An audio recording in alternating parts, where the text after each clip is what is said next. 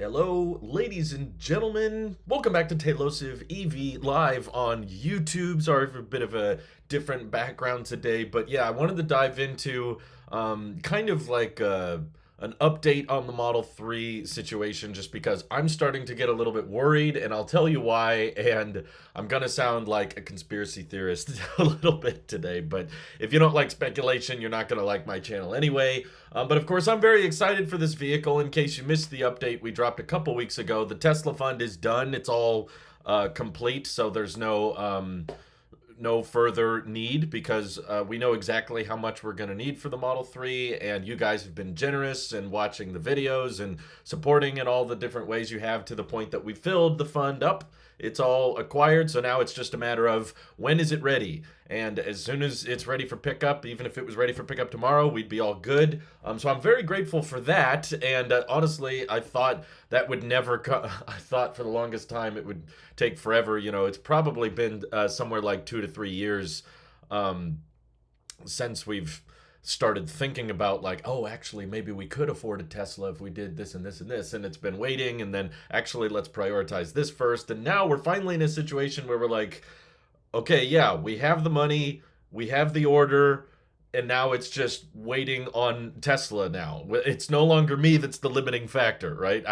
I know it sounds like I try to say the limiting factor as many times as I can, but it's a really helpful term for understanding the EV industry, and now in particular my case, it's no longer, the answer is no longer we don't have the money yet, or the answer is no longer they don't make a car we want yet. They make a car we want, we have the money, funding secured, it's just on Tesla now, it's all on them. But I've actually been really curious to see other people's Model 3 orders, and I started joining some online forums because I was like, well, I wonder what the delivery timelines are like in terms of LFP, lithium iron phosphate, the battery chemistry with the higher cycle life that you can charge to 100% regularly. How many people are taking delivery of those? And how long are the wait times usually on those deliveries? Because when I originally ordered my Model 3, it was March 2nd. That's when I posted the video. The video was posted only a couple hours after it was recorded, so that was not like a big waiting period. When I ordered the car, it said the estimated delivery would be July. So we're halfway through July now, and my current estimated delivery is listed at August 7th through September 11th. So they pushed it back a month, which I kind of figured would happen. A lot of people warned me about that and said, yeah, it's pretty normal. In fact, if you don't have a VIN, the estimated delivery is basically useless. So I was like, okay, I want to get a little bit more involved with the community here and find out how long these wait times are typically for the Model 3 LFP version. So I joined a subreddit. I've been getting more into Reddit lately. I'm just trying to find little communities and stuff, but I haven't been as super into it as a lot of my viewers have. And my wife is a big fan of Reddit. She uses it a lot more than I do, so she's kind of helping me and teaching me little stuff here and there. But what I wanted to show you, let me see if I have it queued up because I do have the technology to capture my display. Wow, look at that. Is Troy Teslike collects a lot of data on people's orders and what configurations they get. And this is a public spreadsheet that he has specifically for the Model 3. Okay, so all of these listings do not include the Model Y, the Model S and X. This is just for the 3, but as you can see in this column here, sorry if this is boring, I know you guys want exciting EV content, and I'm just sitting here with a spreadsheet. But it will explain the title of the live stream, which is what this is, at least the subject we're kicking off the live stream with today. We could talk about other things later on, but this is something I want to address because every time I go live or every time I interact with people, they're like, when is your car coming? So this hopefully can provide some insight on that. Obviously, any type of Model 3 can be listed here, whether you're in the US, Canada, Spain, or Australia, whatever. Performance, long range, standard range plus. There's a big community of people here that are updating the spreadsheet pretty frequently, as you can see. These are all orders from, in this column, the order date. These are all from March. So these people all ordered around the same time I did. In February, people who ordered before I did. And these are updated pretty frequently. If I scroll up to the top here, you can see there's still people in July. In fact, quite a bit of people in July still posting where they're ordering, what they're ordering. So just this month, this spreadsheet is not dated info is what I'm trying to say. It's still pretty active stuff. And I scrolled back because I was curious to like how many other people ordered my type of spec um, in my type of vehicle. And what I started noticing was, a lot of these vehicles right here is the date I'm looking for, order to delivery. For one, because it's right next to the trim level, so I can easily spot, okay, standard range, not delivered yet. Standard range, this one was delivered after 155 days, even though it was ordered after me, which makes me mad. But um, whatever, they're in San Francisco, so I guess they're closer to it. But what I've just been picking up on this spreadsheet is how many dang oh, here's the weird thing though. The delivery date hasn't come yet. They're saying their Model 3 was delivered even though the delivery date is listed at August 10th. Um, which hasn't obviously come yet. So they're assuming that their vehicle is going to be delivered probably because they have a VIN, but they don't have a VIN listed here. So I think they just put a delivery date in there, despite the fact that they don't have a VIN assigned to them yet. So I'm not sure if we should count that one. But once I started scrolling back to my timeline, I started realizing how rare it is to see any Model 3s that have been delivered from the standard range plus configuration, which is obviously the one I got. Lots of long ranges, lots of performances, but here's back in February, okay? So these people were ordering before I did. Standard range plus, still not delivered. Standard range plus, still not delivered. And it kind of started to strike me that a lot of these standard range pluses that were ordered in February, so you would see an order to delivery date or at least a VIN here if they were close to delivery, and a lot of these are empty.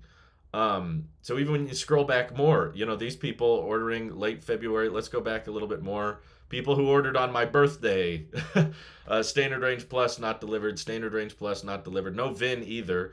The other interesting thing about this data that Troy Teslike put out there is that a lot of people order the long range. Obviously this doesn't count every single Tesla that's ordered, obviously. I have a friend who ordered a long range Y in August 2021 and she is still waiting. Oh yeah, no, long range Model Ys are terrible. I actually just found out a friend of mine ordered a Model Y, a friend of a friend, someone I'm not super close to, but like was aware of. When I found out, I was like, oh, they got a Model Y. Oh, that's cool. So I reached out to them. They ordered back in December, and the delivery date keeps getting pushed back, which is pretty incredible. But yeah, what's concerning to me is like, okay, yeah, there's still a lot of Model 3 deliveries going on, obviously, but they seem to be mostly performance and long range. A lot of people order these long ranges and performances, but here we're like Valentine's Day, mid-February, early February now, still standard range plus not delivered, standard range plus not delivered. Even though we have a lot of long ranges here with delivery dates. Yeah, performance and long range, that there's occasionally a long range that still hasn't been delivered yet, but that one's in Australia, so that might be a little understanding. So this is just what's concerning me a little bit and making me stress out of like how long am I going to wait when there's clearly people in January here. People in January with the standard range plus, I guess they're in Australia, so maybe that's not coming from the same factory.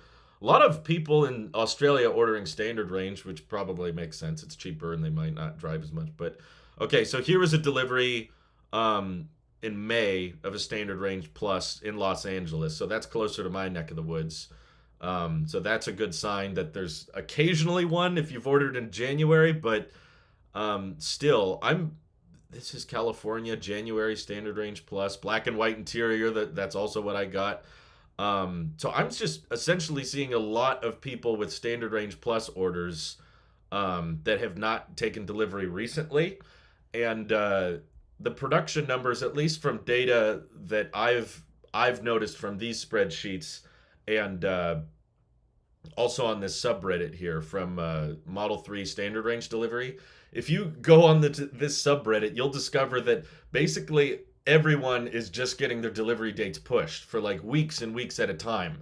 And I found a few people on this subreddit that ordered last year a standard range plus, and they still don't have a VIN, and their delivery date still gets pushed back, especially when they do polls like this. Like, who's got a VIN recently? Who got a VIN this week? You vote this option if you didn't get a VIN and you just want to see the results. And after 140 people voted, only 2 of them are listed as actually getting VINs, which at that point could almost be accidental. 140 people are saying, yep, nope, still no VIN, still didn't get a VIN. And a lot of people are saying, oh, my delivery date got pushed back.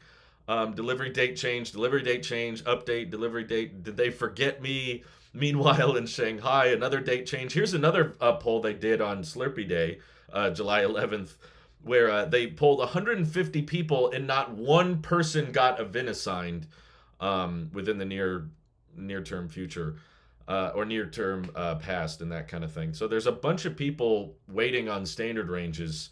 And I've talked with a few people on Twitter that kind of analyze the DMV registrations and stuff. And a lot of them are saying that production numbers or registered deliveries of standard range Model 3s have absolutely gone down. It used to be a lot more common of a thing, especially if you just go on YouTube. So many people love to post their delivery day experience, even people that aren't really full-time YouTubers or anything. A lot of people love to just post about it and say like, hey, this is my new car, look what I picked up. And it's really gone down. It used to be like you could search YouTube and usually find 2 or 3 people that got a standard range Model 3 a month. And now it's gone down to almost nothing in the more recent months. I think there was one in Hawaii, but I figured it takes a few months just to transport the vehicle out there anyway, because it has to go by boat. So I'm starting to think that due to a multitude of sources, I have a few theories that I've been sharing on Reddit and that I'll share with you guys. For one, there was a lot of shutdowns in China a few months ago, and I'm sure we know that affected Tesla, the Giga Shanghai factory, which I'm not getting a car from Giga Shanghai, but we know that that's a pretty big EV factory in China, and that was shut down for around 6 weeks, and then it slowly started to ramp up again. But it didn't come back online right away. And we know that the lithium iron phosphate batteries they use in the Fremont Model 3s are still coming from CATL out in China.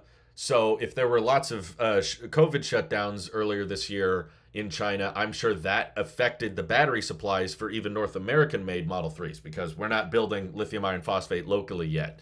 I hope that changes, because that would help reduce complexity and they could ramp up faster if they started building LFP batteries in the United States. But at least right now, that's not happening. So the shutdowns may have affected that and may have delayed all of the standard range orders, basically all the Teslas that use LFP.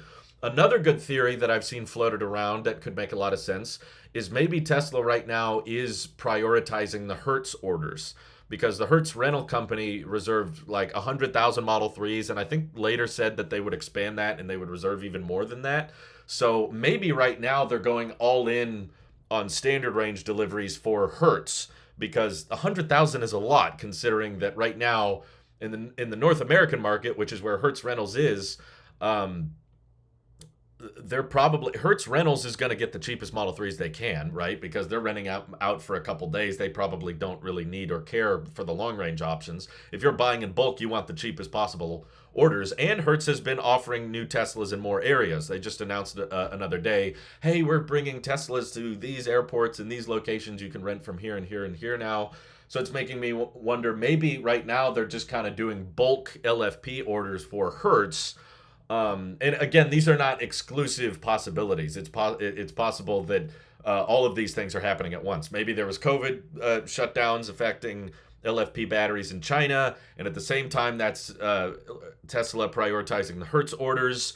And another possibility is due to the chip shortage. Maybe it has nothing to do with the LFP batteries. I don't know, but due to the chip shortage, they have a only certain number of cars they can ship, and like Tesla said earlier in the year, they're not cell constrained right now, they are chip constrained. So if you're restricted on how many cars you can sell by how many chips, it will absolutely make Tesla prioritize the performance and long range models, because those are thicker margins. They get much higher margin revenue on the long range and performance variants. So if you only have so many chips, you're going to build those and delay your standard range vehicles, because those are having thinner margins. And based on the spreadsheets we were looking at, it feels like not that many people are ordering rear-wheel drive, which is a shame. I think it's a great value, and I think that the range difference between long range and rear-wheel drive is not that different. I see you guys in the chat. I'll check on it in a second. Let me just finish my tangent here, and then I'll interact with the chat. But I get the feeling that it's probably a combination of all three of these things. For one, there's a bunch of people ordering. There's a bunch of Hertz orders they're trying to fulfill. For two, their batteries may have been severely limited in supply because of the China shutdowns.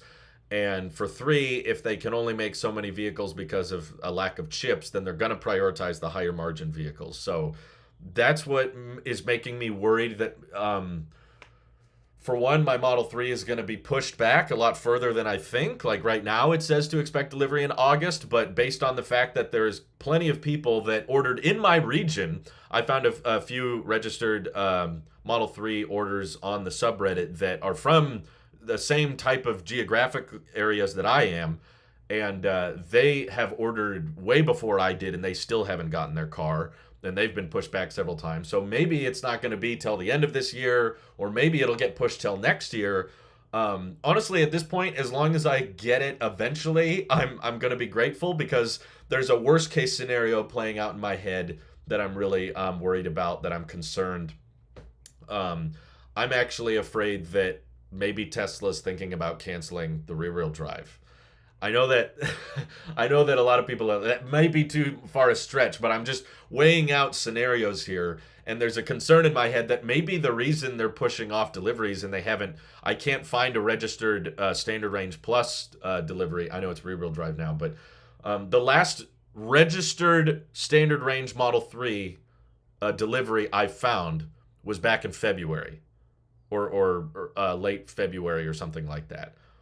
So again, the spreadsheet doesn't have everyone's data. Obviously, there's more Teslas in the world than what Troy Teslike has data on, and there's other Tesla orders in the world that are not on the subreddits. I'm just saying, percentage-wise, for people active in the EV community, there used to be a much larger trackable amount of deliveries for this model, and they have substantially gone down in recent history. And we have data to point that Troy Teslike has discovered, and I've been talking with Sawyer Merritt about it, and he's noticing it as well, both in the subreddits and in community polls and forums and stuff. There has been a notable decrease in LFP Model 3 deliveries.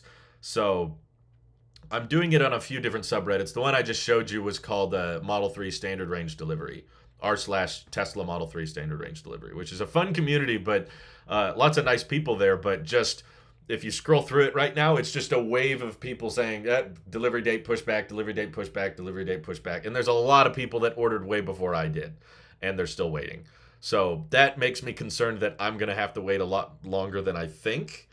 And worst case scenario, I'm not saying this is likely. I'm not saying this is definitely going to happen, but I'm worried that what if, because of margins or because of lack of demand or whatever, or because of the Hertz orders or something like that, Tesla decides, you know what, it's getting too expensive or too hard to ship all of these LFP batteries over from China, so we're just going to scrap the rear-wheel drive, considering it's the only single motor Tesla made right now. There's no single motor Model Y, there's no single motor Model S and X, it's only on the 3, and that's the only vehicle using LFP. All the rest are using 2170s or 1865. So it is kind of the oddball, and there's been a substantial slowdown in deliveries. It's making me wonder, like, are they done? Or do they want to transfer it, right? Like, do they want to maybe divert all LFP batteries to a Model Y? And they could sell that for a lot more, right? Like right now, the Model 3 rear-wheel drive, they're charging $47,000 for. Luckily, I got mine before that more recent price hike. So I locked mine in around 45 before options and stuff. But if they started figuring out like, hey, wait a minute, Giga Texas can ramp up more Model Ys with the 2170s now, and they can add assembly lines like that. If we start putting all of these LFP batteries into the Model Y, we could charge those for $57,000 easily, because right now the long-range Model Y is $66,000, and the Giga Texas model, which you can't even order off the website, you have to be offered one, that's $62,000. So if they did like a lower range rear-wheel drive Model Y for $58,000, it would still sell like hotcakes. Like everyone would still buy that, because it'd be the cheapest way to get a Model Y. Heck, I would be tempted to buy that one. I would be tempted to order that again if they offered it. I don't know what their plan is, but I'm just saying, margin wise, they could scrap the rear-wheel drive Model 3, introduce a rear-wheel drive Model Y, and probably profit $10,000 or $12,000 more per car because of the single-piece castings with the Model Y. We've heard from Tesla and we've heard from many sources that it's cheaper to build a Model Y than it is a Model 3 at this point because of the single-piece castings and how many parts are shared. And they're already shipping, well, at least they were at one point shipping LFP batteries over to North America. Why put them in the 3? You know, like if people are paying over 60 grand for a sub 300 mile range Model Y, why would you put LFP batteries in the Model 3? Like if people will pay it, maybe they're going to scrap it and tell me I have to change my order. I hope that doesn't happen. That's just a worst case scenario for me because I've seen how Tesla has treated people who order cars they discontinue and it never goes very well. There's a decent chance they wouldn't honor me any legacy pricing. There's a decent chance they would not let me convert my order for free or something. Like they could screw me, which I would hate. So that's what I'm worried about. I'm worried about how long this vehicle is going to take. And it's not just like, yeah, on one hand, I'm very excited and I'm very pumped for this car and I've wanted it for a long time and I'm excited to make videos on it. So yeah, there's an element of me being impatient for sure. But more important than that, like the longer it takes for me to get this car, the more I have to pay for gas. We're going to be taking a road trip soon. And originally, I was hoping that we would get this car in July so that I could take this road trip with the Model 3. But it's gotten pushed back. And based on the data I'm seeing, I think it's likely to continue to get pushed back. I don't think I'm going to get it next month. If I do, great. But I don't think I will. So we're going to have to take the road trip with the gas car, and it's, you know, for family and friends and stuff. So it's important, and I care about them. But I'm not going to have autopilot, and I'm not going to be in as safe a vehicle. And I don't know how long I'm going to have to wait. And that means paying for registration on my current car and paying for insurance on my current car and all that stuff and oil changes and all that crap I don't want to pay for. So basically, the expense of my gas car continues to rise the longer it takes to get this. So, okay. Sorry, I've not addressed the chat too much. Daniel says, please help. Tesla won't let me get service on my Model 3, even though the battery should be covered. I'm not the one to talk to about that, but that sucks. I do apologize. I can't help you in that regard, unfortunately. Tesla's not even talking to me very much. My Tesla will not have the 4680 battery. I have the Model 3, which is not getting the 4680s anytime soon. I ordered my Model 3 rear-wheel drive on May 3rd. Delivery date hasn't moved from August 18th to September 29th. Fingers crossed. Interested to hear you say with the Tesla orders. Dirty Tesla says, don't worry. I have a friend that ordered a long-range Model Y in August 21, and she's still waiting. Yeah, I know. Unfortunately, a lot of people that are saying that. It's not fun. Alex Man says, not a totally even situation. I ordered a Model Y long range on March 14th. Initial delivery, estimated delivery, sorry, he said delivery twice, was September. Now it's November 25th to January 20th. Jeez, that's not good. WT says, upgrade to a long range. You are able to get pricing at the time you locked a reservation. That's another issue, WT. I have gotten conflicting answers on that. I checked with people online, like I was talking with Sawyer Merritt about it, and he said that if you upgrade to the long range, it should honor the price of what it was on March 2nd. But when I asked Tesla, they said it won't. So I don't know who you want to believe. I'm not saying one is right and one is wrong, but if it's conflicting answers, that scares me because the Tesla support agent I was talking to, because I was like, hey, like if I upgrade to the long range, which I don't really want, I don't want to spend more just for a different size battery. I know that it goes further, but I'm going to have to charge it to 80% anyway, and that's not going to be very different from 100% with LFP. And it's going to cost more for basically the same car, other than it's dual motor. But I don't care about all-wheel drive. I don't live in a place where it snows. I don't care about acceleration. I intentionally wanted the slowest possible Tesla. So when I contacted the support agent, I said, hey, the current Model 3 long range is $58,000.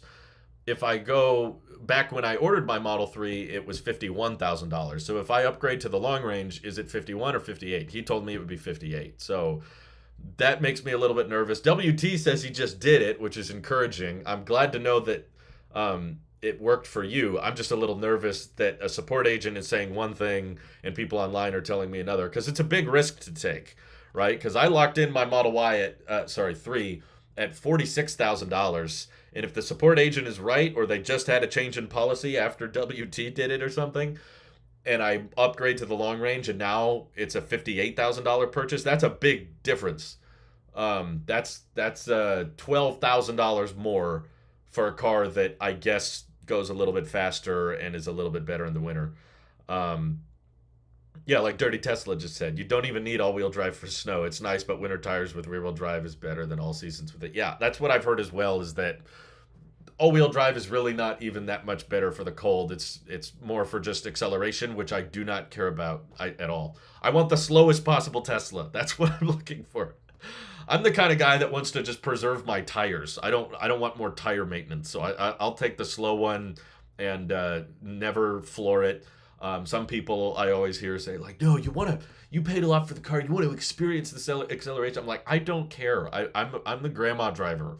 That's not fun for me. I've been in the cars that go really, really fast, and I'm just like, okay, that made me really uncomfortable for a couple seconds. I'm just not into that.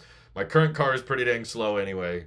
So I don't care about all-wheel drive, and I really don't care about long range. I guess the one advantage of long range would be the faster charging. So if I went on a road trip, I might get to my destination in like 20 minutes, 30 minutes faster. But $12,000 or six, even if they honor the original pricing on March 2nd, that's $6,000 more. That's a lot of money still for me. In my opinion, that you're saving 20 or 30 minutes on a road trip, for $6,000. I don't know. I don't see that as a big win unless it turns out that, you know, they cancel the LFP model and they say you have to upgrade to something else and you have to pay more for something else. That's going to really annoy me, but I guess I would go with the long range if that was the only choice. Alexman says, I agree with winter driving in a rear-wheel drive Model 3. Drove mine in lots of snow and snow tires, no problem at all.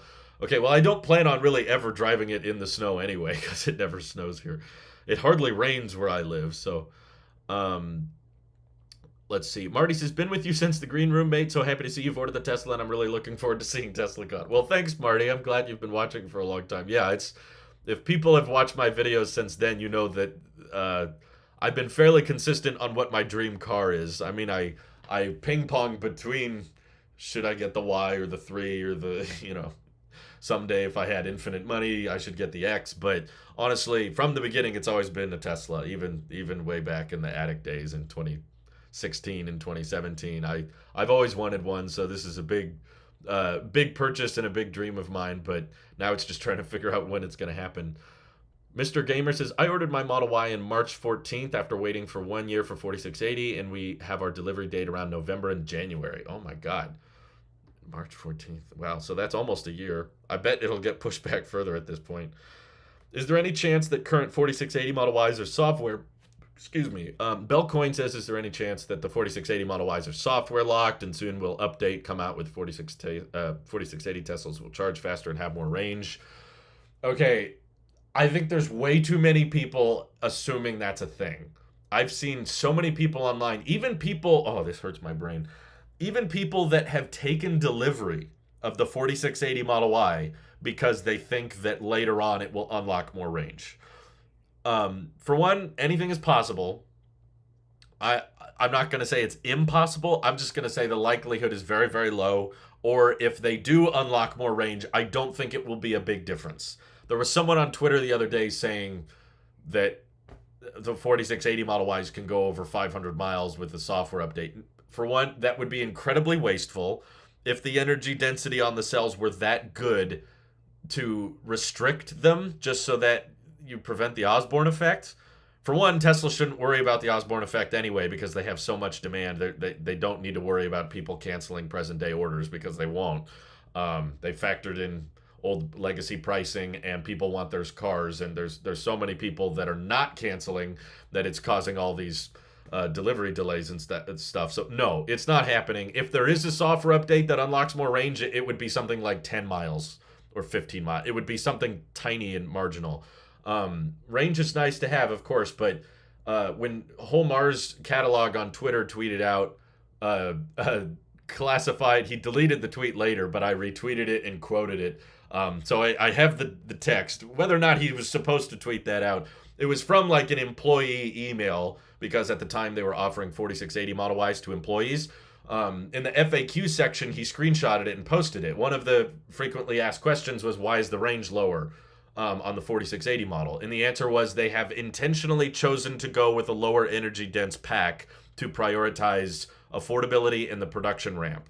So from Tesla themselves, it's from Tesla because he deleted the tweet. If it wasn't from Tesla, he probably would have kept the tweet up. But no, it was a document being sent out to employees saying, yes, we have chosen a lower energy dense pack. And from a logistics standpoint, it would make far more sense, even if the energy in the cells was really high, to just use less cells so that you could build more vehicles. Tesla has very little reason or any incentive right now to make a 400 or 500 mile range Model Y because demand is already off the charts. There's people that have ordered like a year ago and they still aren't getting their car, and that's with 330 miles of range. So Tesla knows that range is not the limiting factor. The range is not preventing people from buying EVs. So there's very little reason to start making new Model Ys that cost more to build because you want them to go further. It makes total sense right now to make EVs that actually have lower range, but you can build them quicker using a fewer number of batteries. Sorry, I'm sure I'm getting the terminology all wrong still. Fewer batteries or less batteries? I know it's fewer. So yeah, I don't believe that at all, and I absolutely discourage anyone who's thinking about getting a 4680 Model Y. Please do not buy that assuming it's going to get more range in the future. Again, there's like a 1% chance maybe I'm wrong and it actually has way more range, but it's a horribly dangerous idea to buy a car with that expectation in place. So please don't do that. I think it's safer for everyone to assume that the 4680 Model Y, for one, you can't charge it to 100% every day. It's just like it's a nickel cobalt based battery, which means that you should charge it to 80% a day, and it will probably degrade a little bit over time. We don't know exactly what the cycle life on those batteries is. I assume it might be better than the 2170s, but again, we don't know that for sure. And you should expect it to get 250 miles of range. Don't think there will be some magic software update that comes later, turns it to 500 miles. There were so many people that thought that was real, and I was like so scared. I was like, oh my god, why are people falling for this? It's so stupid. Okay. Upgrade to a long range. You were able to get pricing at the time you locked your reservation. I went from standard range plus to long range, and it went from end of September to next week. Well, that sure is encouraging, WT. I really hope you're right. But I don't know. It's still $6,000 even if you're right. And I'm worried there's a chance that it'll jump to $58,000 because that's what it currently is priced at. That makes me nervous. DJ says I'm still waiting for mine, and I bought mine before last year Thanksgiving, and I'm still waiting for my rear-wheel drive. Oh my gosh. Before Thanksgiving and you're still waiting. Ugh.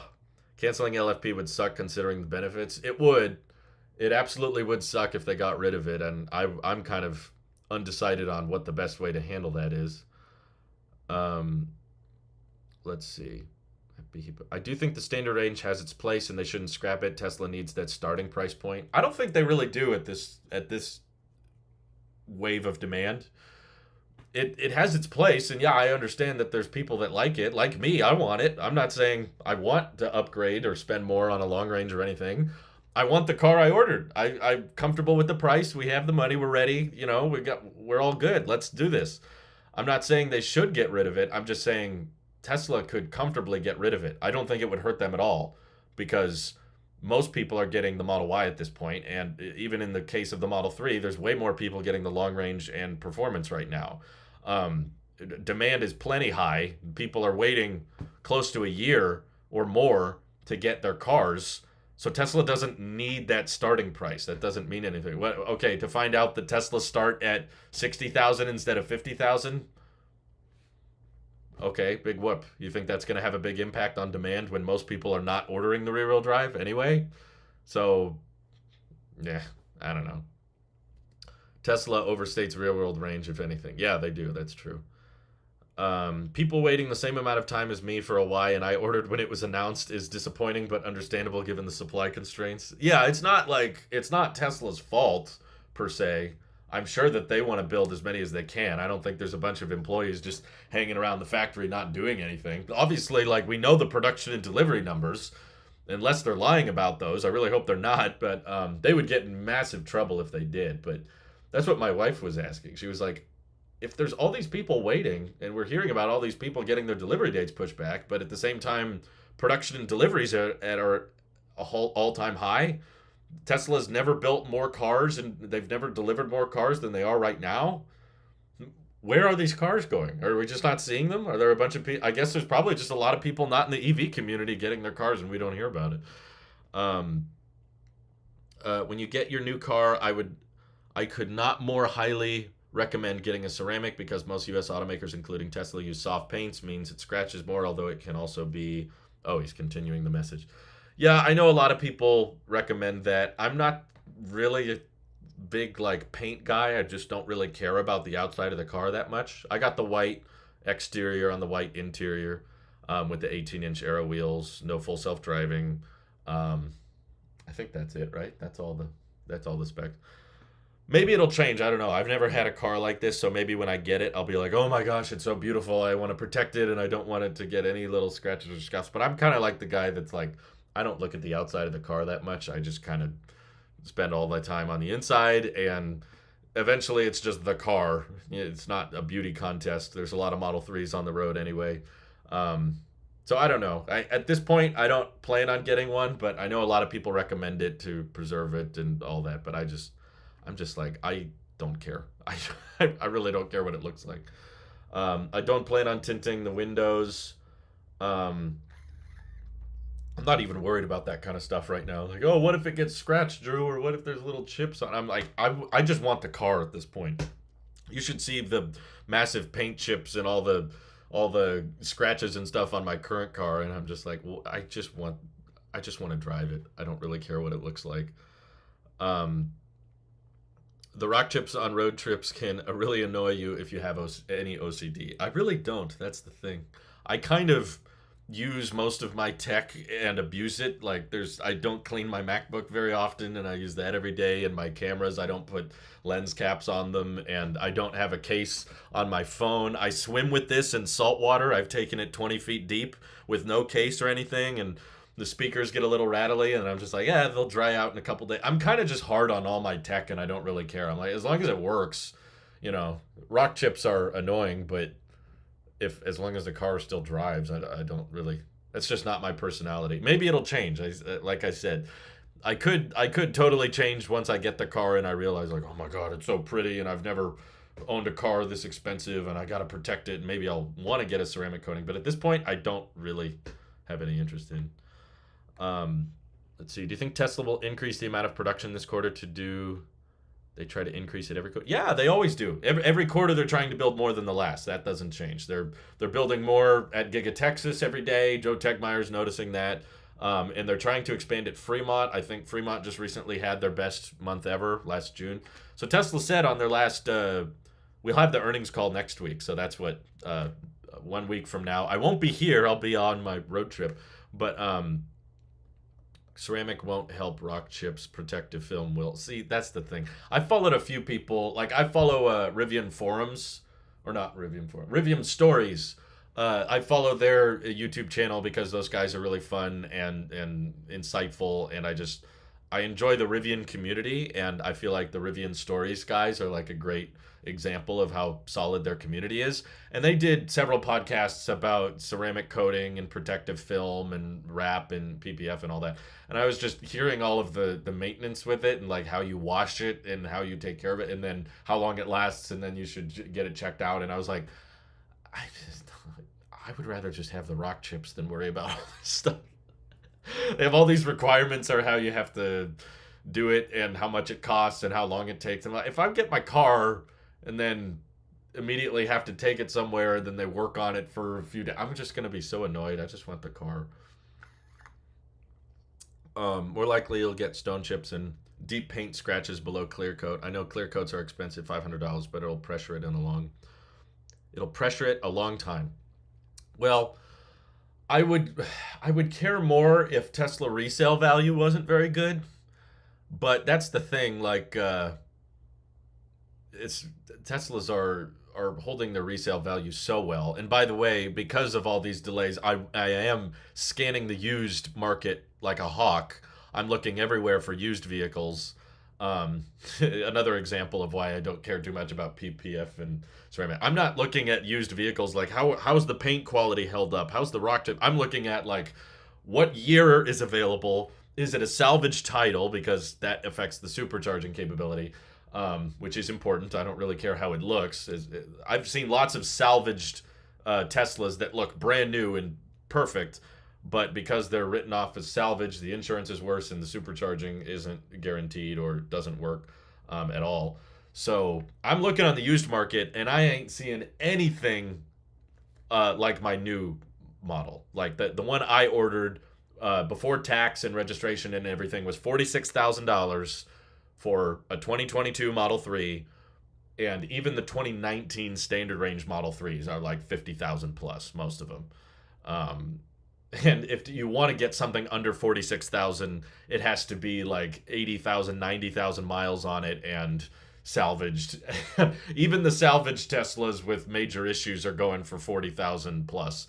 So I ultimately what I'm paying for with the ceramic coating or the PPF or whatever, I'm paying for aesthetics. I'm not really preserving the resale value very much because I know that if I wanted to sell it or whatever, even with rock chips and even with damages, people would still pay more than I paid for it. So, and I don't plan on reselling this, by the way. I really don't want to, and I really have no need to. Like, we've been driving a sedan for 5-6 years and it gets the job done for us, and we've rarely filled up the storage space on it. So I'm not in the camp of like, well, later down the road if I want to sell this. I'm like, ideally I want to own this car for like 30 years and I don't really care how it looks. But will you consider to sell your Model 3 and then with some addition to order brand new or buy used Tesla Model S and X? I don't. I really can't visualize a scenario when that happens. I wouldn't say it's impossible that we would do that, but this was such a long process and such a big decision for me and my wife. We literally talked about this for like years. We were trying to figure out like when the right time to buy was, and then we delayed it several times because we were thinking, no, we want to prioritize our house, and then we want to prioritize investing, and we just got this very narrow little window in our lives where we were like, okay, I think we feel financially responsible and comfortable buying a car like this. Even though I work from home and, my wife doesn't have a commute to work or anything. So we were like, all right, the price is low on this one and we are going to use it for road trips and visiting family and stuff. But we're not like commuting to work back and forth every day. In fact, last week we were home for 4 days straight, 5 days. So there's a good chance that when we get our Tesla, there may be 4 or 5 day stretches where it doesn't go anywhere. That doesn't mean I won't use it though. I still plan on filming the EV videos within the car and live streaming like this in the car, just for the fact that it'll have HVAC that's quiet and effective, which I don't really have in this house. And I just like the seats, and I think it's on brand with the channel because we're talking EVs, so I thought what better way to talk about EVs than be inside them. So I still want to use the car for work every day, but that doesn't necessarily mean driving. And part of the reason we don't drive a lot is because gas is so expensive. So if we don't really need to go somewhere, we don't. But if we had the Tesla and we were charging it from home, we would probably feel more comfortable driving just for the sake of driving. Like, let's just go walk to this park, or let's just take a day trip to the ocean and come back because it's not going to cost too much. So we may drive a lot more frequently once we get our EV. You can find a deal. You just have to look every day. I haven't found a great one. I found a lot that are like, oh, if I pay $3,000 or $5,000 more, I can get a used Tesla with 50,000 miles that's pretty good. So it's still, I have a hard time justifying that in my head. I'm like, so I have to pay a premium to get a used car that's older, but the range is pretty good and it's got I guess I would get it faster. But I don't know. I think that I would rather just have a brand new car that's cost less, right? Like that sounds more logical from a financial perspective. Did you see any deliveries at all for standard range since February in that sheet? Wondering if they really just don't have any LFPs to build for that long. Last I checked, no. I can double check if you want. We can look through it again, but let me check with the chat. Um, Jesse says you literally get a free Tesla, bro. Trust me, nothing about this was free. Uh, the Patreon supporters, which I'm very grateful for, and they did help us fill the Tesla fund faster, but all of the money that the Patreon made barely covers the sales tax on the purchase. It basically covered registration and tax. The rest of the car was paid for by the money that my wife made last year and the money that the EV channel made, but more money came from the Talos of Tech channel than the EV channel. So if you want to say I got a free Tesla, but I had to work to get the money to pay for it, then yeah, I guess everyone got a free Tesla. Mike got a free Tesla too. He just had to work for it. Just pretend the money doesn't exist. Mike said PPF and ceramic makes sense for daily commute. Debris exists both off and on roadways. A lot of stuff gets kicked up, and you never know what a ding or chip could occur. Just depends if you value it. That's the dilemma I'm at right now. I just don't know if I value that yet, just because of how I treat my current car. I don't really care how it looks, and I kind of feel the same way about the Tesla right now. Is like, yeah, I could visualize walking out to my Model 3 and it has rock chips and it has bugs and it has some scratches in the paint. And I don't see that bothering me based on, I spent a lot of money on this laptop that I'm using right now and I don't take super good care of that. You know, it's got a lot of gross oils and stuff on the keyboard and it's collected little dust particles in the speakers and the screen has got all these spit marks on it from all the live streaming I do and all that stuff. So I don't really take care of my tech. I probably should, but I just don't. Let's see. The best part of EV ownership as someone who loves driving and doesn't have an EV is definitely accelerating faster without cringing about fuel prices. I don't accelerate and cringe about fuel prices. I just don't accelerate because I don't have a need to. I try to drive as smoothly and as gracefully as I can just because I know that is the best situation for the occupants in the vehicle. And I very rarely drive alone. If you're commuting to work, you're probably used to driving alone. And, you know, if I drive by myself, I might drive a bit more harsh or do harder turns because I know I'm not going to make anyone else uncomfortable. But I'm almost always driving with my wife in the car. And my wife wants to be comfortable. She doesn't want me flooring it. I don't want to floor it anyway. I rarely floor it to begin with, but that's not from a gas perspective. That's just because it makes me get pushed back in the seat. Some people like that feeling and I don't. Both me and my wife are not fans of roller coasters either. Like neither of us enjoy going on a roller coaster. We just get uncomfortable by the G's and the acceleration. That's just not what we do for fun. So my whole goal when driving is for it to be as smooth and as graceful as possible. So that's why I don't care about the acceleration at all. But I'm glad other people do. I'm happy for those who do. Ceramic coatings make it far easier to clean, looks shinier, and UV protection. If you want it for 30 years, you'll be so glad just 15 years from now. I've heard different things about not doing hand washing with them, but PPF is necessary for rock chips, but you can just do touchless car wash. I'd be kind of curious to see what a Model 3 would look like after 30 years with no protection, though. Like, how bad would it be? And that kind of thing. And my other logic is like, okay, I could spend however much it costs. It's probably like $1,000 or more to get the ceramic coating. Or I could just invest that in stock and watch it grow. And then in 30 years, I could just wrap the whole car a totally different color. Maybe I'm sick of the white paint by that point. And I just cover up everything beneath it anyway. I think Tim Cook got me a free Tesla. Yeah, except he didn't pay. Google paid me for all the YouTube AdSense, but my wife doesn't get paid by Google either.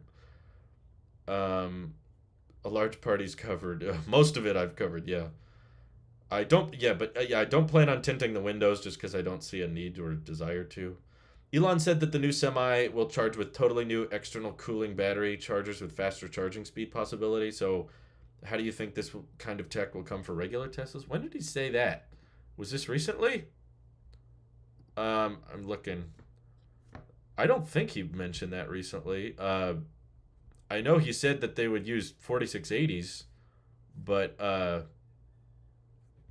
I don't see anything about like a totally different cooling technique. It wouldn't surprise me. It's a semi truck, so that's probably doing a lot of things differently. But no, I think that fundamentally, when you're charging a battery at like 1 megawatt or 1.5 megawatts, you probably engineer a lot of the cables and stuff differently. But you don't need to bring that stuff to the regular cars. They're still charging at 250 and they're doing fine. So I wouldn't worry about that. I don't think it's gonna. I don't think the Tesla Semi will impact the regular Teslas that much with their tech.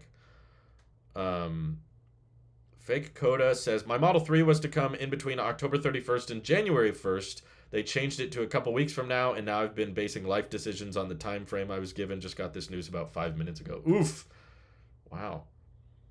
They changed it to a couple weeks. Okay, so they moved you up. Someone probably delayed delivery.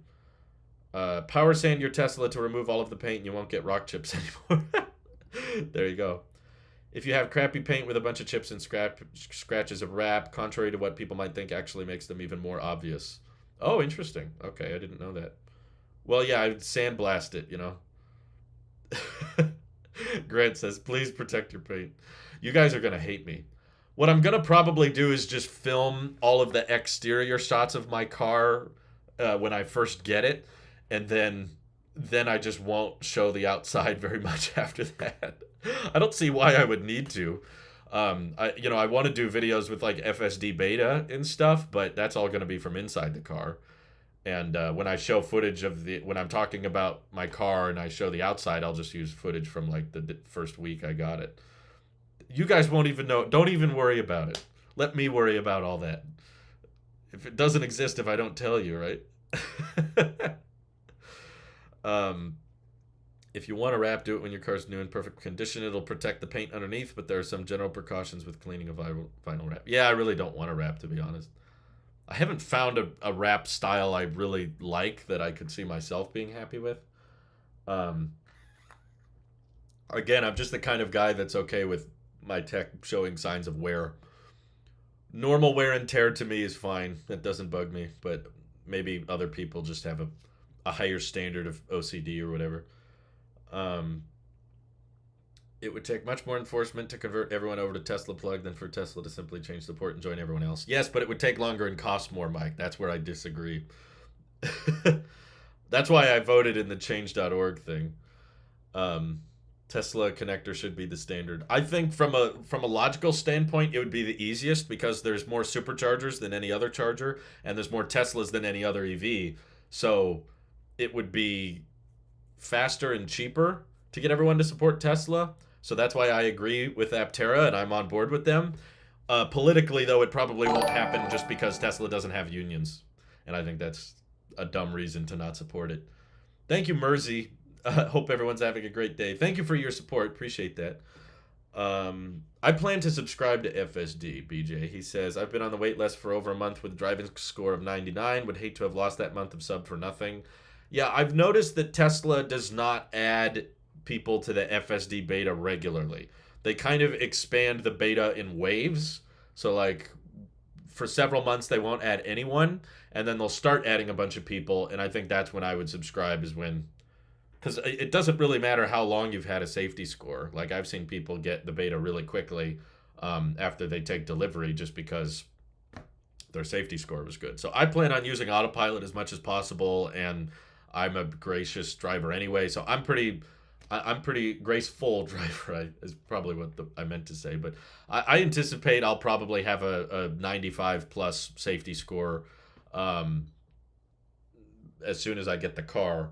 And I'll subscribe to the beta as soon as I see another wave of people being added. I'll subscribe to FSD as soon as I see a wave. And try to catch one. If I haven't heard of anybody getting in the beta for several weeks, then I won't subscribe. I'll try to time it right, but even if I don't time it right and I have to pay for a couple months in order to get in the beta, I do still think it would be fun to show the differences, because there are still software features you get with FSD outside of the beta. So I can be like, okay, I've been using it with just autopilot for a while. Now I'm going to navigate on autopilot, and I'll test out Smart Summon, and I can film that and give my opinions on it and say if I think those features are worth paying 6,000 for enhanced autopilot, since that's back now. Um, but yeah, I don't plan on spending $12,000 on it. I don't think in any scenario. That's just so much money that you could put towards a stock that I'm just like, yeah, and it sticks with the car. It doesn't stick with the driver. So if I get rear-ended or if my car gets totaled, then I'm kind of out that 12,000. I still get conflicting answers on whether or not insurance covers it. From what I've heard, you can get insurance to cover full self-driving, but they're only going to cover what it cost you. They're not going to cover what it costs new. So that's what kind of annoys me is like, okay, you could drop the $12,000 on full self-driving, and then if you get in an accident and your car is totaled, maybe your insurance covers that as a loss and says, okay, you can put the $12,000 towards your next car. But if FSD is now $15,000, you don't get FSD at that discounted rate. So I don't, because there's always that possibility, I don't really feel like you're locking in the price that much in case something does go wrong with the car. And it's very easy for a Tesla to get totaled. It doesn't have to be a major collision for it to get written off because of how much it costs to repair. That's all the total means, is just that the cost to repair is more than the car is worth. So, yeah, Summit is fun. I could see myself using it. I'm okay with low range, but I'm not okay with long charging speed. So, is there any possibility they will reduce charging speeds in the future? Reduce charging speed. Thank you for the super chat, Taker. That's not available in my country, so probably not. And I'm not a fan of battery swapping. I would rather own my own battery. And swapping stations sounded problematic from what I said. You have to like get out of the car, and I'm just gonna charge from home like 90% of the time. I'm really only gonna supercharge when I go on road trips, which should be maybe 3 or 4 times a year. And the rest of the time, I just plan on charging from home. So battery swapping just adds complexity, and I want a Tesla for the software and the design, and the Neo doesn't have the same software or interior design that I like. And I don't know if Neo uses lithium iron phosphate. I want LFP. I want to dictate how my battery performs. If I had to swap out batteries all the time, I wouldn't know what I'm getting. A lot of nail pulling for either side. I just think from a logistics standpoint, it's good to get a movement going of people that agree that the Tesla connector is better, and it would make more sense from a financial perspective and from a timing perspective for everyone to adopt Tesla. But the reason, even though it likely won't happen, I'm okay with supporting the idea and retweeting it and signing the change.org, which means nothing. Change.org petitions don't do anything. But I'm still going to sign it because it will prove moreover that our government is acting based on political party preference and not on logic. If they force Tesla to adopt CCS, it will not be because that was the practical thing to do. It will be because of political ties and stupid politics games, which I think is dumb. How much was my delivery date fluctuated? I think it's changed twice. Originally, my delivery date was July 7th when I first ordered to end of July, and then it pushed to July 29th to late August, and then it is pushed now to August to September. I think it will continue. I'll check it again just so we're clear. Wouldn't it be funny if it changed on stream? No, it didn't, but yeah, it still says August to September, so I don't believe this. I think based on the spreadsheets I'm looking at and how much the delivery dates have been pushed back for everyone, I really just don't think they know when it's going to come, and they're waiting on supplies and they're waiting on batteries from people that don't have answers for them, or they're all prioritizing what's it called? They're all prioritizing Hertz orders or something like that. Let's see. I need to work on my license. The Model 3 is legit my only motivation. There you go.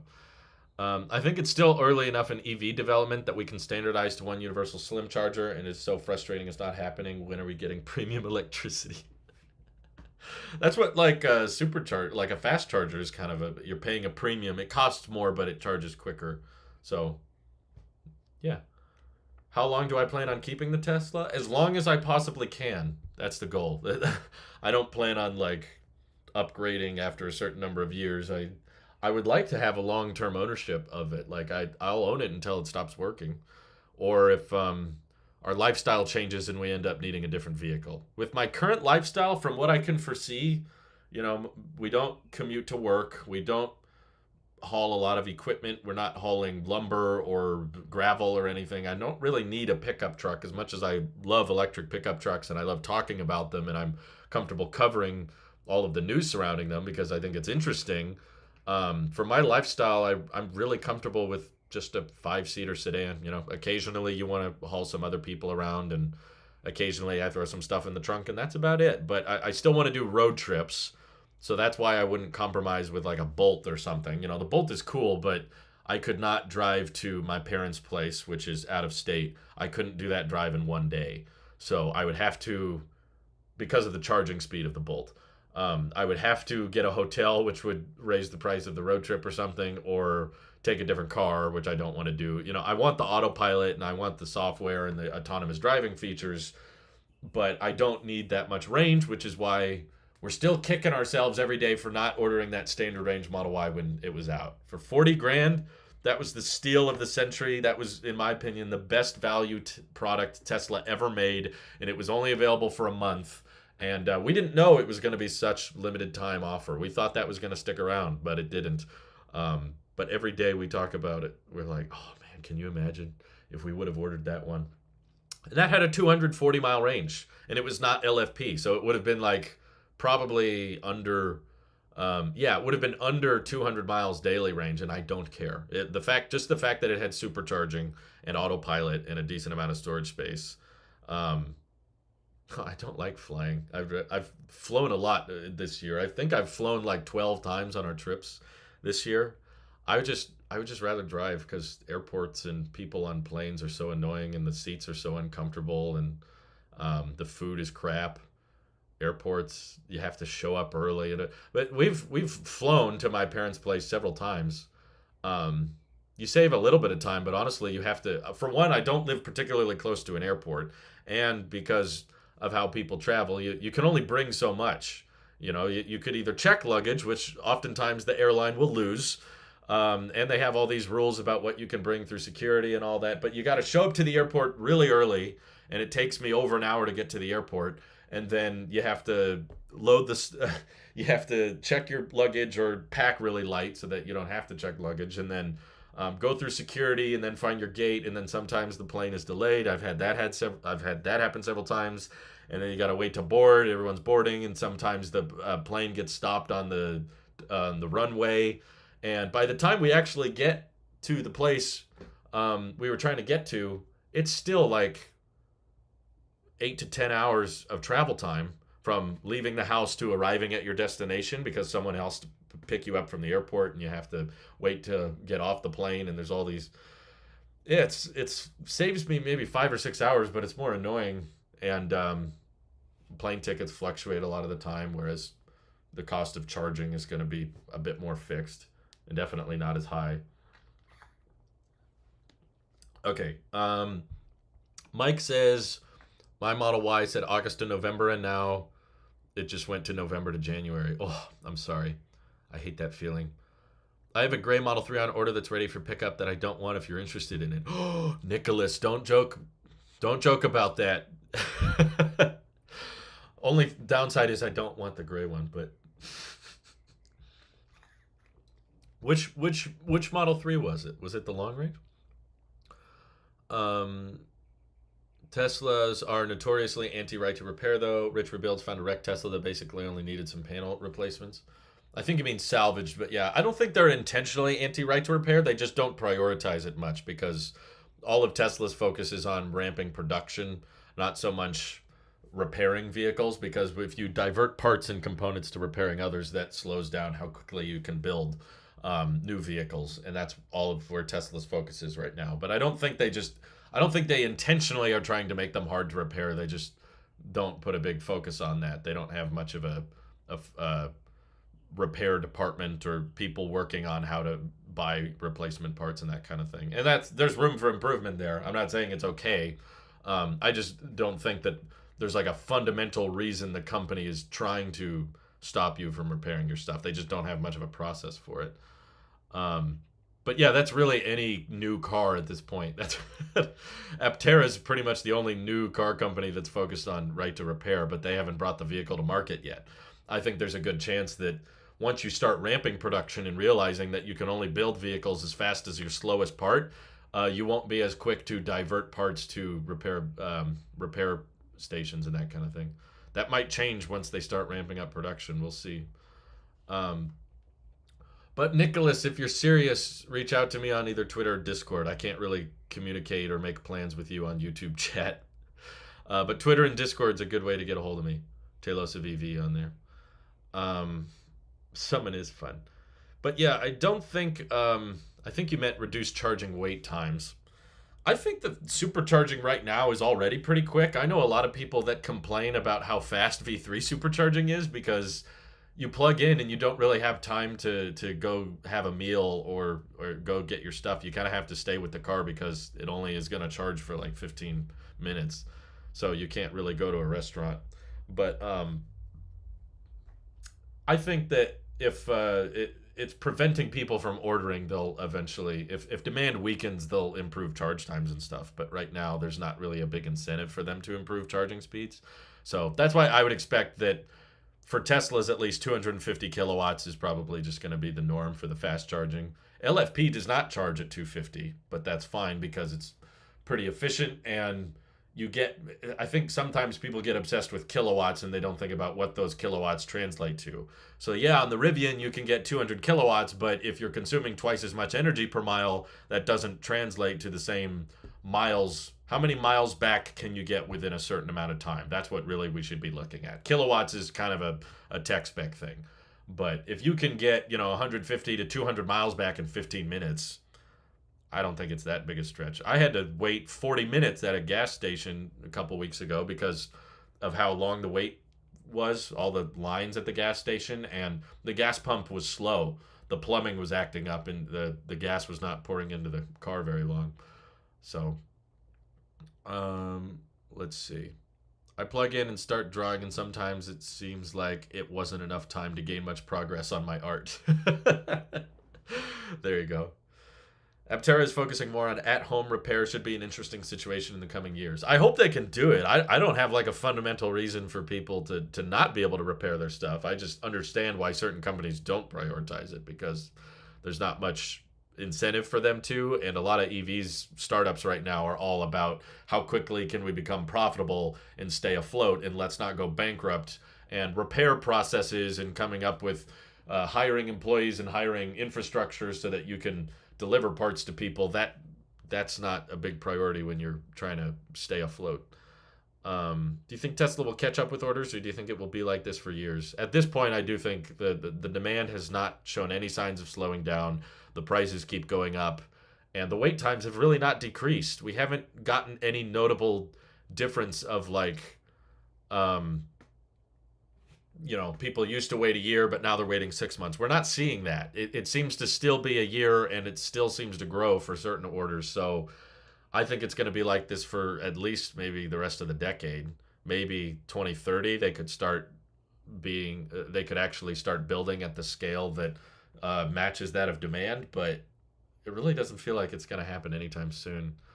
Feels like the more people take delivery of EVs, the more word gets out about electric vehicles. And once you get more butts in seats, once you get more people in cars, once your family starts getting them, once your friends start getting them, they sit in one and think, okay, this is really cool. I really want this. And then they start making life plans so that they can buy one. Then they kind of sell themselves. So I know that there's this mindset a lot of people have of like, okay, well, yeah, demand's high right now, but in a couple of years, it'll taper off and slow down because they're too expensive. But I'm like, I've been waiting for that for years. I thought that same exact thing in 2019, and all the Teslas are like $10,000 or $20,000 more expensive than they were in 2019. So it seems to just keep getting worse, and I think that over time, this exponential curve will just continue of demand, and the production will continue to be behind. I hope I'm wrong, though, because it would be really nice if EV companies had to actually try and start making more competitive offers because right now they really don't have to. At least Tesla doesn't have to try very hard. Um, Model Y performance with 4680 doesn't seem likely for a long time if the Cybertruck and Semi are really coming. Yeah, I don't see it happening at this point either, just because clearly they have tons of demand for the 2170 Model Ys, and now Giga Texas is building 2170 Model Ys. So, like, if they ramp up 4680s further, there's just more standard range Model Ys to build at that point. Like, they still haven't even put the 4680 Model Y on the configurator.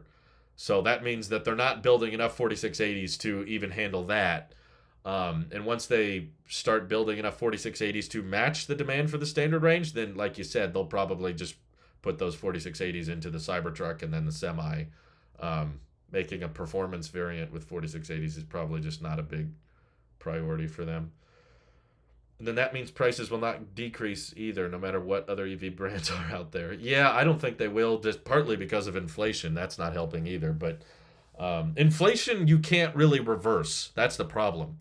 It continues, and it was just reported as higher in June than they expected. They thought it was going to be around 8%, and it ended up being like 9%. You can't really reverse that trend. You can only slow it down, which means that a $40,000 Tesla may be more like a $50,000 or $60,000 Tesla in another year. So that's why I don't think the $25,000 Tesla will ever happen. But it's not because Tesla can't figure out how to build a car for less than 25,000. It's just that there's too much demand for it. Like the number of people buying Teslas now, and they're all paying 50,000 or more. Imagine how many people would be willing to spend $25,000 on a Tesla if there was one. It would be probably in the tens of millions, and Tesla has nowhere near the production capacity. So it's like, technically they could probably do it. They could like probably figure out a way to, single piece castings and small battery pack and really efficient design, and they could likely figure out a way to get the cost really, really low and sell it, cloth seats and everything or whatever, and not make it a luxury option. But the amount of demand for it would mean the wait times would be like 5 or 6 years. It would be ridiculous. Yeah, like Happy Hippo says, I would buy two. Yeah, I think I would be tempted to as well. I was like, wait, for the price of my Model 3, I could get two Model 2s. Yeah, there would be way too many people buying them, and Tesla doesn't have the production capacity for it. I don't think anybody does. It would probably sell better than any car has ever sold of any kind. So it's from just a logistics standpoint as to why they won't make it, and production capacity standpoint. It's like, it just doesn't make sense to. You would just be collecting thinner profit margins on cars that the people who got them would be really happy, but there would be people waiting for like 5 or 6 years for their car, and that would mean tons of scalping. A ton of people would buy them and then flip them for way more, and that's not great for the market either. So please tell Gary Black Tesla does not need a $25,000 car for that reason. I'll tell everybody that. I don't think they'll ever make a 25K car, and I don't think they need to. And based on their responses on the earnings calls, I think they've completely abandoned the idea. The last time someone asked them about it, they were like, hey, how's the $25,000 car coming? They said, you're asking the wrong question, and our ultimate goal is the lowest cost per mile of transport. And their answer was basically, we're going to come up with a robo-taxi that costs like 18 cents per mile to drive, and you won't even own it. You'll just ride around in it. And that'll be so cheap that you won't even own a car. That was Tesla's answer to the question.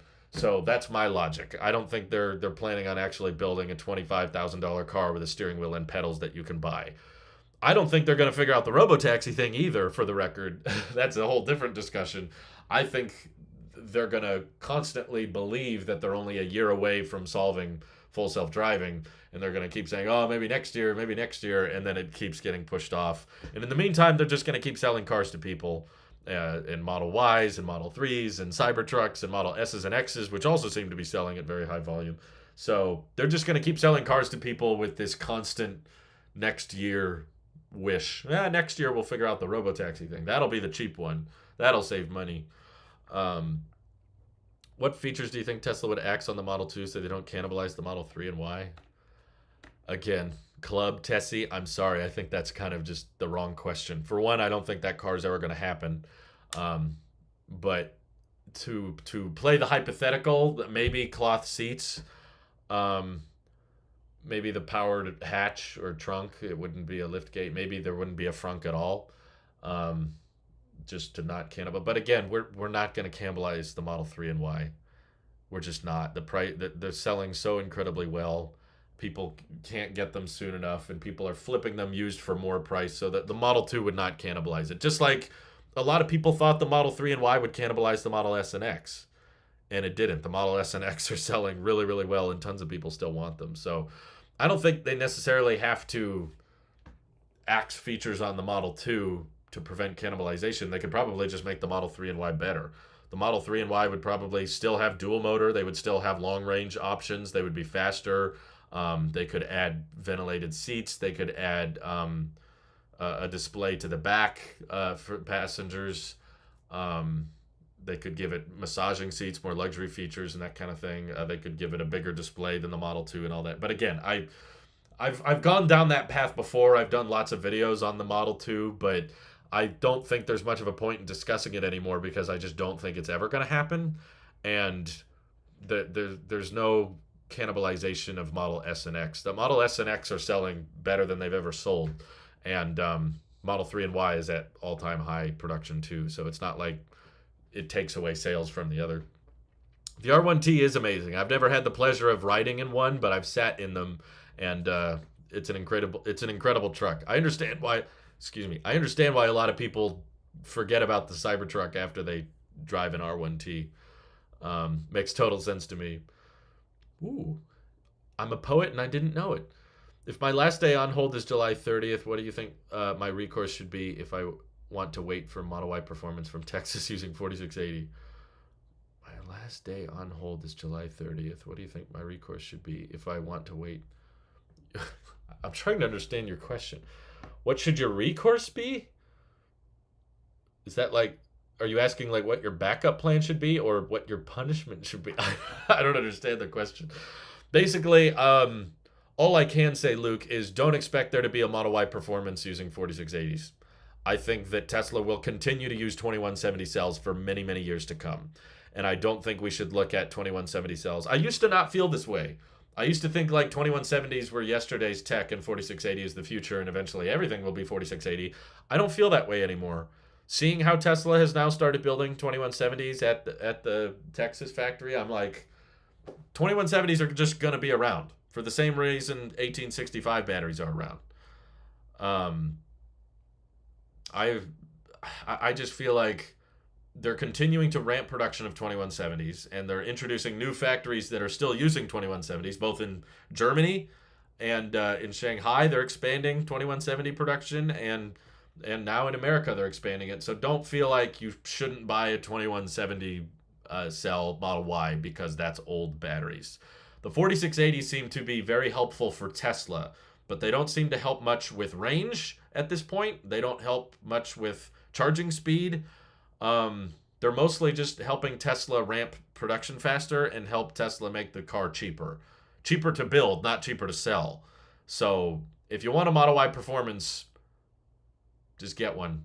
Don't expect it to get updated in the next year or something. I don't think Giga Texas is going to build a 4680 Model Y performance. They might make a 2170 performance later from Texas, but not with the new cells. I don't think they make as big an impact as we thought they would.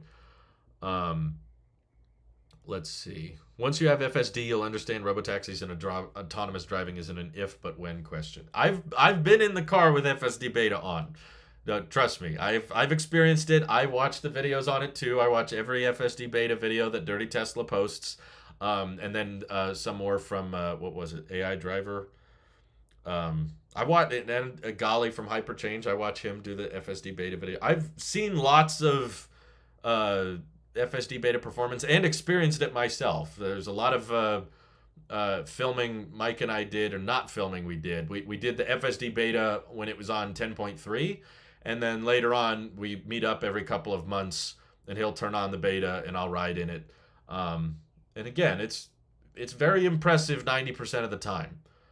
but that 10% of the time is going to take 99% of the work. So that's why I'm still not convinced robotaxis are the future, because I still see a ton of work to be done in that final 10%. Like, um, the it's not like when I watch FSD beta videos or when I ride in a car with FSD beta, I don't see it as, oh, we're so close to robotaxis, we're basically there. I see it as, no, there's lots and lots of improvement to be made on what it is now that would still be nowhere close ready for robotaxi. There's a wide range of improvement that could be made before, and there's been no progress on liability. That's my biggest issue with the robotaxi thing. Liability for autonomous driving has actually gotten worse. In the early days of autopilot, it required very little attention. You barely needed to keep your hand on the wheel. And then over time, they made that more of a nag and a more requirement. No, you do really got to keep your hand on the wheel. Now they do eye tracking and hands on the wheel. So it actually takes more attention than it used to. So once Tesla starts assuming more liability for how their car drives, that's when I'll say, okay, we're getting closer. Before we get robotaxis, we at least got to get to level 3, where at least in certain regions, Tesla says you don't have to pay attention. Maybe not everywhere, but maybe like in San Francisco, if you're on this highway, you don't have to pay attention. But we're not even there yet. So that's why I still say if, not when. I'm in the camp of robotaxis are an if because of construction areas and the extremely wide range of edge cases. And there's still a lot of things even FSD beta doesn't do. Like, it doesn't park in a parking lot. Most of the time when people activate FSD beta, they're already on the road. They're not in their parking space. They're typically, they pull out of their parking space and then go on the road and then activate it. Or they're in the parking lot, they back out of the parking space and then activate it. They still haven't figured out the whole park here. And auto park is still really sketchy and slow and doesn't work very well for a lot of people. Occasionally it works, but you got to be really patient with it. And there's all kinds of edge. I see FSD turn off when the sun hits the cameras the wrong way. Or now that I've seen videos where autopilot doesn't work when it's raining too hard. And I'm like, how is robotaxis going to software address that? If the cameras get covered or the cameras can't see very well, how good can software get if it's literally just, I can't see? So it's not from me lack of experiencing it. Trust me. I've probably been in Model Y Mike's FSD beta for several hours worth of driving now, and it hasn't convinced me that robotaxis are a win. If anything, it's actually made me doubt it more. I used to think they were a win. I do think that Tesla's closer than anyone, and I'm still a fan of autonomous driving features. I just think that we're going to max out at level 3, and we're not there yet. I think Tesla's going to hit a local maximum with FSD beta development and their full self-driving computers and how well their cameras can perform. I think they've hit a local maximum several times before. That's why Elon was saying we're going to have this figured out in 2017. We're going to have this figured out in 2018, 2019, 2020, 21, 22. I think that he'll continue to hit local maximums and hit another limit. But they're very adamant that they don't need more hardware. And I think that might end up being a big flaw. But I don't even really think that the hardware would solve the problem. I think they could easily be bottlenecked by how weird the real world is and how many edge cases there are and how many environmental factors can impact the camera's visibility. FSD beta yelled at me even when I was attentive and holding the wheel with a little bit of torque on the steering wheel. Still needs time, but it's getting there.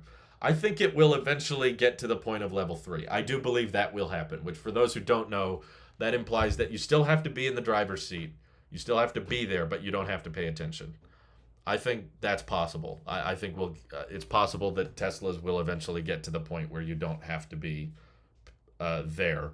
But legally, there will still have to be a person in the driver's seat to take over in those 0.01% of instances where the Tesla doesn't work, doesn't know what to do. Construction zones especially. Every time I go through a construction zone and the guys are waving you through and they're telling, oh, go around this or run this red light or, drive around this. Like, Every time I go through a construction zone, I'm like, how the heck is a robotaxi supposed to figure that out? It's just going to be so problematic and complicated. Um, 10 years ago, neural networks struggled with to identify cars half the time. Now FSD beta exists and Waymo Cruise is doing their thing in a good amount of cities. Yeah, they do a lot of pre-mapping, but they're very limited.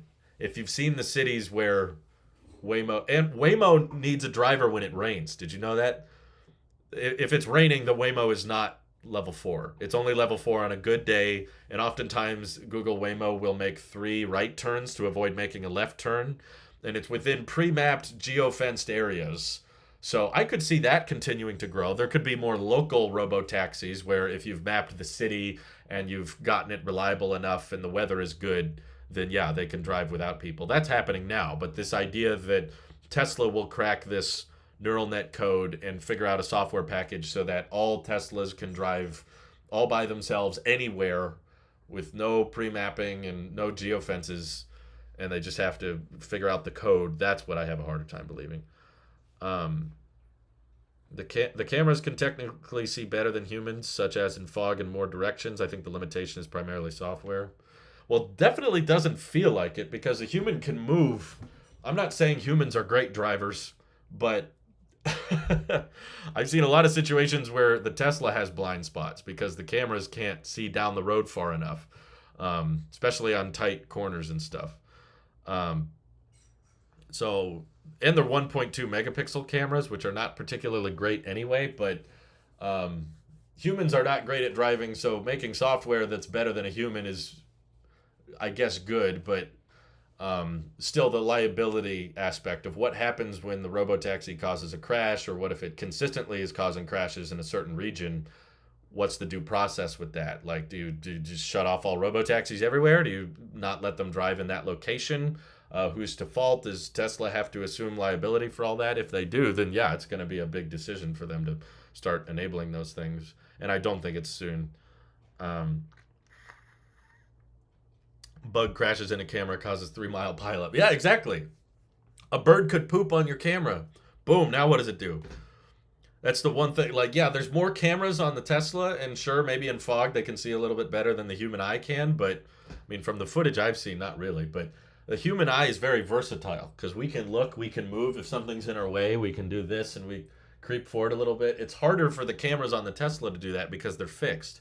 So there's a lot of close corners and tight areas where you have to really accelerate and you have to really look down the road, and there's not a camera placement on the Tesla that would be able to see that well. And I'm trying to figure out, like, how would they address this? How would they figure out what to do in that situation? So I don't think Elon or Tesla are very good at figuring out how long this robotaxi thing is going to take, because they clearly keep thinking it's around the corner and it's not. So I don't think we should believe them on their timelines. I'm not saying bet against them. You know, I still own Tesla stock, and I'm not trying to short them and say they're going to be doomed to fail. I don't think Tesla needs robotaxis to succeed. They'll still be the biggest company in the world just selling cars and batteries and solar panels, but that doesn't mean they're going to do everything they say they're going to do. I actually experienced a bug causing an issue with autopilot. Thought there was something wrong with my car about half the day until I finally figured out to clean off the bug guts. Yeah, that's all it takes. And I've seen system crashes too. Not a physical bug, but a software bug. People will just be in the middle of using beta. This happens to Dirty Tesla pretty frequently. I see it maybe in his videos every once in a while. Every fourth video, every fifth FSD beta video, he'll just the system crashes and he can't even turn on an autopilot.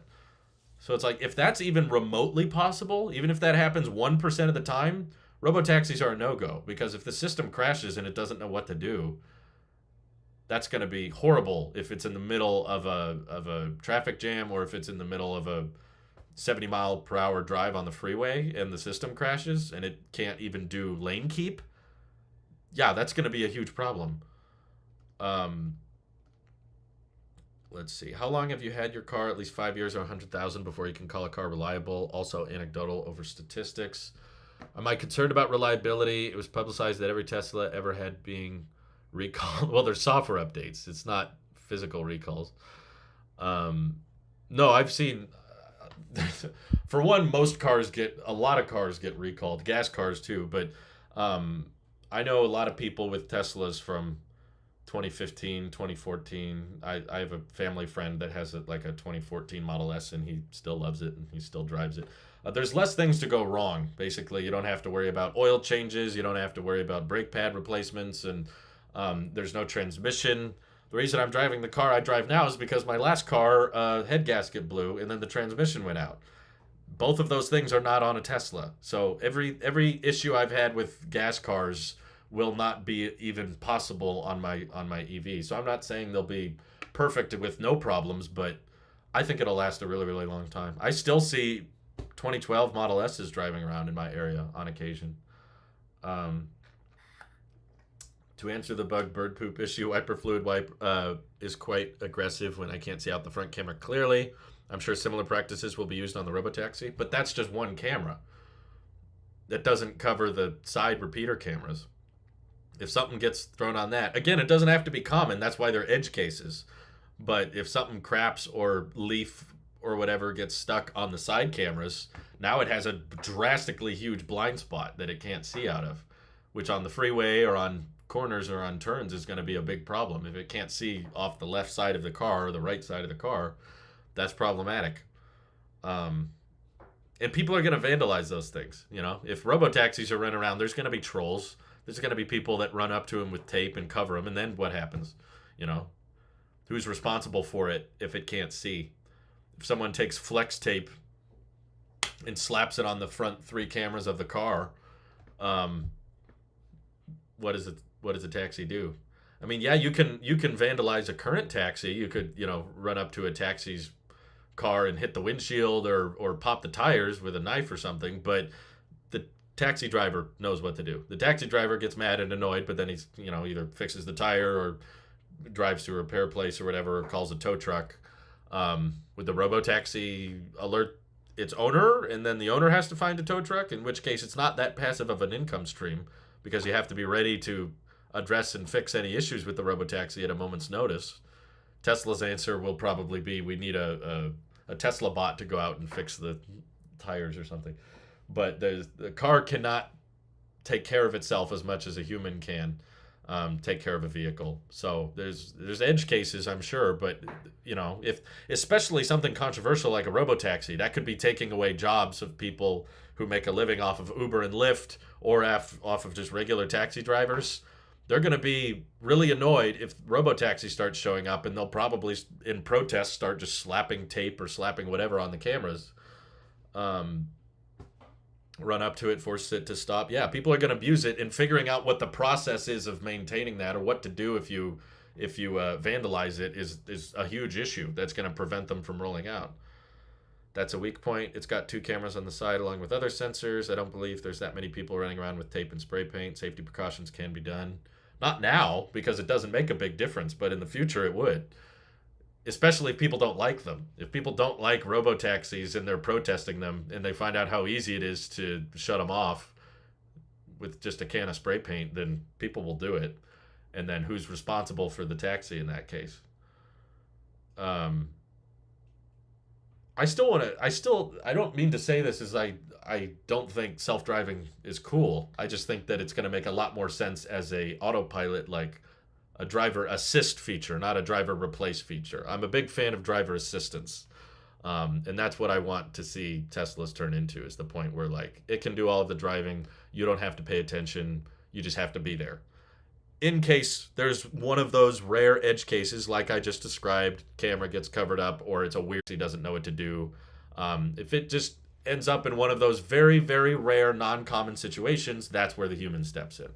And that's why I see the potential of level 3 being very wide and the potential of level 5 not very wide.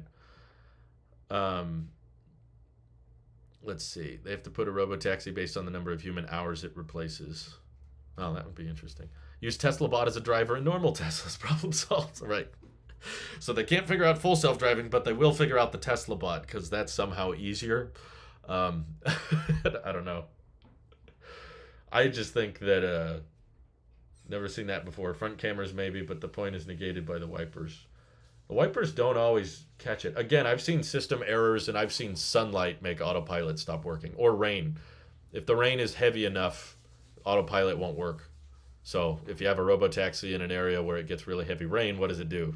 Does it just panic and pull over and then wait till the rain clears? That could cause there's a lot of places the robotaxi is going to drive where it can't pull over without causing traffic and causing a big pileup. Greg Swanson says, my Model S from 2017 has 105,000 miles and the only issues has been a door handle. Wow, that's awesome. Yeah, I'm hoping ours is relatively easy, and of course I don't want any problems. I expect there will probably be some, but I think that ours will probably last us a really long time, assuming we get it, with the iron phosphate and everything. I've never lost autopilot in the rain. Maybe I'm lucky. Well, that's good that you haven't. I've just seen footage of it happening. I think it was on Dirty Tesla's channel. He was driving on the freeway at like 70 and the rain got really, really heavy, and it was like, autopilot doesn't work here. Or no, that happened to Randy. That's who it was. Randy had his Model 3, and that has radar too, and it was like, nope, can't do it. Can't see. Let's see. There'll be individuals responding to calls to clean cameras. Yeah, well then that kind of eats into the cost savings of it because you got to have people ready to maintain them. They're edge cases. They're not common, but they happen, and that's what laws are based on, is on edge cases. You don't lock your door because most people try to break in. You lock your door because there's the small chance someone might try to break in. Christian Super Chatted, it says, I am blind and do want Tesla to make self-driving not require driver input. Yeah, exactly. That's what I think level 3 may be good for. I don't know if in your case they would be all right with it, because there might be some situations where they want you to take over. But if that's possible, I'm all for it. I don't want there to be like false hope or false expectations that eventually it will be level 5 when we really don't know if that's possible. There's people that think it's possible, but we don't have proof that it can be done.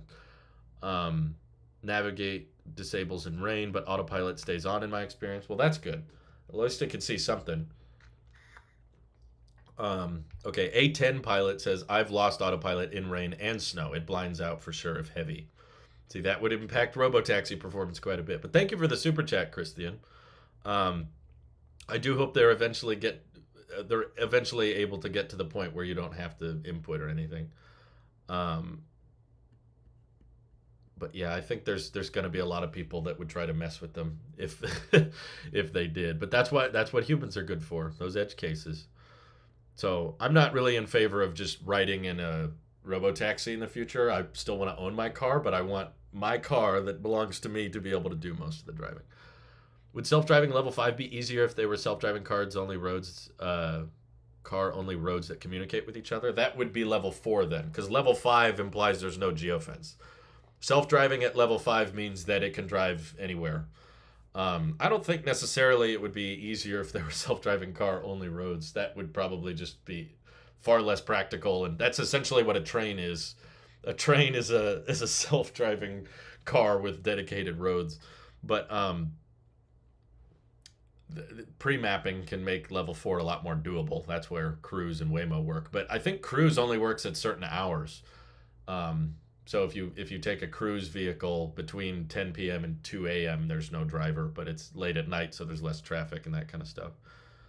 Autumn Aspen says, I was the first person to say I would never get an electric vehicle. The Model 3 long range is our first tip in the winter. 2 P cars and a Tacoma, so this will be a change for us. Well, good for you. I'm glad you made the switch and you were willing to change the way you treat your vehicle with an EV. That's cool. Sahas, thank you for the super chat. Think about switching to a long range, not just because of the range, but also for the future sale value. With previous pricing, you will benefit more. I'm thinking about it. I'm encouraged to hear people in the chat say that they've modified their order and had the old pricing honored. But again, that's hearsay, right? Like that's one person's opinion. When I ask Tesla, they say the pricing won't be honored, and that makes me nervous. So I'll consider it. I would really prefer to have an LFP, just for the price, and also because I don't really need the extra range, and 2170 cells are going to degrade faster than LFP anyway, so I don't want to do that, but if I might make that call if it's still not delivered by a certain point. I don't, it's not super late yet.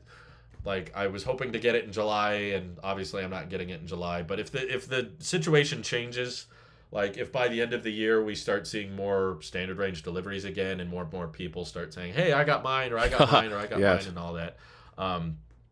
So thank you for the super chat. I do appreciate it, but I don't think I'll edit my order because if it is true and they do honor the old pricing, which I can't get a straight answer on, if I do get to the point where the money is what's it called, the vehicle's ready, I would rather have LFP than long range, but because I'd rather put that money towards other things. I'd rather invest it or whatever.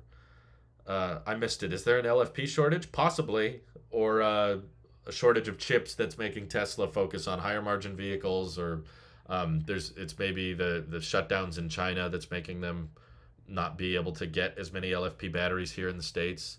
So if all the cars on the road had the position, velocity, etc. of every other car on the road, wouldn't it be much easier to have the computers driving?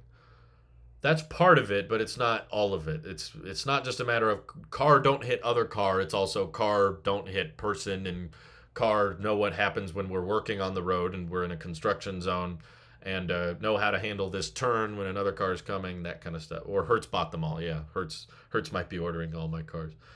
I'm an owner of a standard range Model 3, long range Y, and a Plaid Model S. 87,000 miles on Model Y. Degradation is not all that bad. No, I'm sure it's not bad. It's just not going to be as good as LFP. That's all. I thought that electric cars were all smoke and mirrors. Driving a Model 3 long range was very fun, and it just makes sense. My wife pays $100 each fill up, which is 5 times a month. Oh my God, Tesla's $7. Wow, that's a great savings. Good for you. Had a Model Y long range 7-seater for 3 weeks, and the driver window broke on me when I closed the door, taking it to Tesla tomorrow for replacement. Other than that, absolutely love the car. Well, good. I'm sorry you got your window broken. That sucks, but yeah, I hope it continues to work well for you. In the 60s, people thought robots were really close, and now it's the same thing. Well, if humanoid robots ever do happen, they are technically closer every day that goes by, right? But we don't know if that close means this year or 50 years from now. It's kind of impossible to know. But I gotta be careful. I could probably live stream like this all day if I wasn't careful. But please, people, reach out to me on Twitter if what was the guy earlier that was thinking about not going through with his order, all that kind of stuff. Let me know. Oh my God, speak of the devil, there's people protesting the Waymo in San Francisco. There's a driverless Waymo, and there's a bunch of people that have stopped it and are like jumping on the car and stuff. Whole Mars catalog tweeted it out like 18 hours ago. I'll link you guys to the tweet because it's interesting, but it says a lot about like problems we're going to have to figure out if we start putting a bunch of robo-taxis on the road. That's a big one. How to handle vandalism. And vandalism absolutely will go way, way up when there's robo-taxis. But, oh, you got in late. Why are you worried about your order? Basically, I'm tracking public forums for LFP Model 3 deliveries, and they seem to have substantially gone down. We can't find a real documented case of a standard range Model 3 being delivered in the last, 3 months. The past, 3 or 4 months, there hasn't been any delivered. And there's a lot of people with their delivery dates getting pushed back, and there's a lot of people that have ordered way before I did. Some people that ordered a standard range Model 3 last year that still haven't got one now, which means the likelihood of me getting one is really not good. Delivery date just changed to August 30th to October 6th. Okay, gotcha. Anyway, thank you all for tuning in. I appreciate the super chats, and stay tuned for more videos, of course. And sorry I can't stream all day, but I wish I could, but I've got other stuff to do. So anyway, thank you all for watching. Hope you have an excellent rest of your day. Oh, and before I forget, I just want to thank our executive and enhanced members on Patreon: Joshua Vinnick, Dennis P., Dr. Mark Choi, who's a dentist in the Woodland area, Bennett Williams, Joshua Levitsky, and Robert Brindle. All you guys for your extra generous support on Patreon. Seriously, makes a big difference, helps us out, makes these videos possible. And I'm very, very grateful for all of you guys. Still, just watching makes a big difference. Bye bye.